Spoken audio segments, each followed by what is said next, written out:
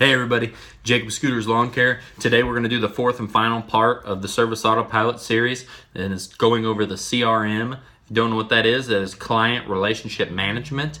So the first thing I want to talk about in the CRM is leads and clients. That's pretty much the number one thing of it. But as far as leads and clients are concerned, the whole thing is being able to keep track of them efficiently.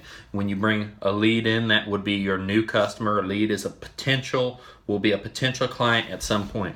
You want to be able to bring them in efficiently, set to-dos, to make appointments, to follow up. I made another video about following up. It is very important to set a to-do to follow up once you've completed, emailed out, or given an estimate.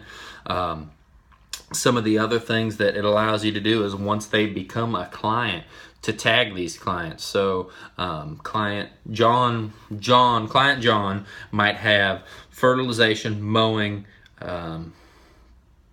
seasonal landscaping such as mulch, but he doesn't have plowing. So we can tag him for those first three services, and then if we ever need to look up clients with one of those services or three of those services, or clients that are not tagged with a certain tag, it allows us to sort through our customers very systematically.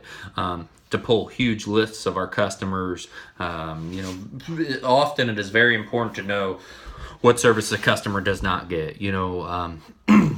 That way you can market to them efficiently. So when you've got 2, 3, 4, 500 clients, 5,000 clients, you can't just go through them off memory and pick and see 100 of them do not have this service, or we are servicing 100 of them with this, and we want to make an upsell on this mowing service to the premium mowing service that offers one free round of fertilization or something like that. So that is a huge thing that it allows you to do. Some other things that it allows you to do on the main client page that really keep you up to point is to, like I said, set the to-dos for everything you do for them, but then also to set touch points. So anytime you call a customer, called Susan today, and we spoke about she's really happy with the fertilizer, and just pretty much called her as a customer courtesy call. What allows us to mark that in the system, it gives it a date and time, and then when we go through the list of clients, it'll show a little short note about what had happened to kind of really keep us on point with what we're doing. That's the biggest thing about the whole CRM package is, the rest of it, we talked about estimating, invoicing, and other things. Those are all really big to make the wheels turn on the business internals. But when you can effectively stay up on a client and a lead, coax them into the client, work them through the system until they're secured as a client, you've got all required information that your company requires. That's a process. You don't want to drop the ball. The more you drop the ball, the less customers you have, the slower your business grows. So the second part after that will be email marketing. I just mentioned having the tags is huge. So we've got, say we have 400 mowing customers, and we want to bring up mowing customers that don't have fertilization. Well, they can be tagged no fertilization. You can search these people, and we immediately know those are the people we got to send this email marketing to. We want to be able to track this email marketing. That's something that Service Autopilot allows us to do, and it's very effective. So we can send that out, and that's free to us, other than the time to set up a template. It allows us to bulk email when customers are in the system. You can email 50 of them. You set up a document and it auto-generates with their information. So every document's the same. When you click a customer, it auto puts their name in there and things about their actual client page. So it gives them a very personal touch, but it allows us to effectively get a lot of emails out and still have some personal touch to them. So that's huge. Email marketing now, you can sell so many jobs, you can upsell so many things. Anything new you add, you always want to know the customers that you have that don't have some of the services you offer, because you can always be, every couple months, send them an email, trickle out an email for them to try to bring them in as a customer in more than one service. So that is the second point. Email marketing is huge. Please, even if you don't have Service Autopilot, work on ways to do it. I think MailChimp allows you to do a lot of email marketing and subscribe marketing, that newsletter style stuff that is really good. Also, newsletters a very big part of email marketing. But and then the The third thing I want to talk about is forms. Forms is something that is just, it is unbelievable in Service Autopilot. It has allowed us to survey our customers and no longer have to use SurveyMonkey. It is, we can create a form, ask them a set amount of questions, and we can get the responses back. And SurveyMonkey is a very great product, but when you can actually do it all in-house with one system and then store all your answers in that system so you can overview the whole survey and see how it went, that's a big thing.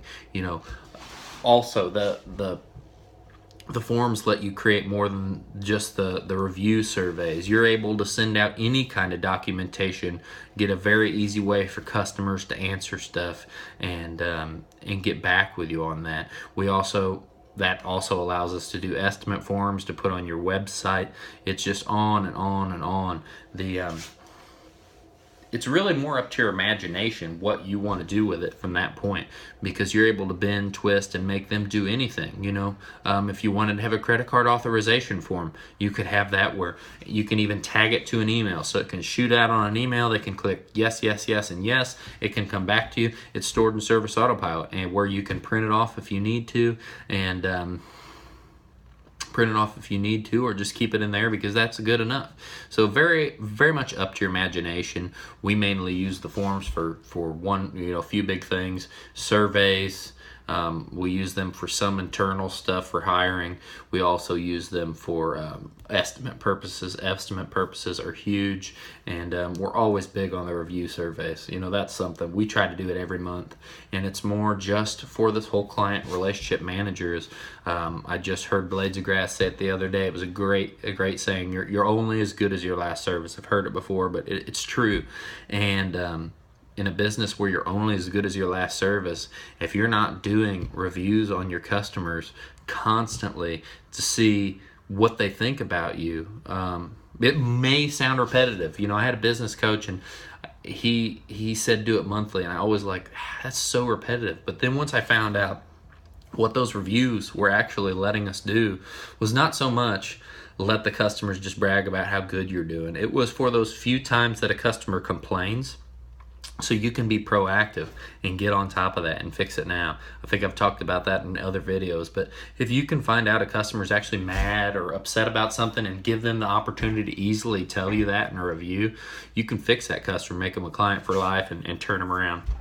So as far as client relationship management, it's huge in its own, and it's all about how you use it. And I really didn't hit on it as in depth as you can, but all of these things in Service Autopilot, I talked to a guy on the phone for about an hour about it today. There's just too much to talk about in a short 8-minute video, 10-minute video. So if anybody has any more questions on how we use this in the client relationship management to our benefit to help grow our business, please ask. If you want to hear more content from us, please like and subscribe. Likes and subscribes just let us know we're doing something that's worth doing for you guys. And if you ever know of anything else that's going on as far as scheduling systems or new client relationship management that's outside of our current one, please let us know. We'd love to hear it. I'm always into looking at new things. One set thing is not necessarily always going to be the best. So everybody, enjoy the rest of your Sunday, and it's almost time.